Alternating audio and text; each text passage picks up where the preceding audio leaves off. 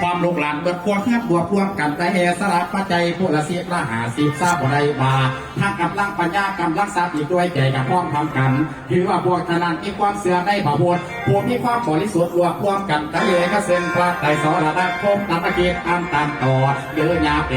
น้อยาพอขอขอบคุณเดิมแม่ขอขอบคุณเดิมขอขอบคุณโมเจ้าสถานดวงแพรไผ่เมื่อเสียบนิ้วของผมสิขอน้อมกราบมาเองกราบไปตามตัวเทียมห้องลำตลอดโคตรนาสาธุการงานทำผมมารับวัดนี้ให้โย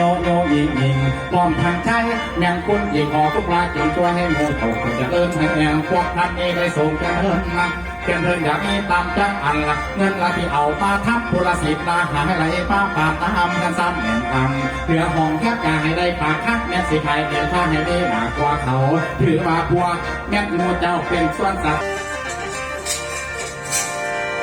อันนี้ละพ่อแม่สมมติเอาเด้อแม่เด้อสมมติว่าทั้งทีมงานลูกหลานหมอลำสุริยาในลำจนสีสวัสดแก้งขอบตะเวียนสีแดงสีจวนแก้งคอลาตังเจ้าผู้นั่งเก้าอี้ตั้งมาฟังเสียงแอลลองผู้ค่อยจ้องทับสาตา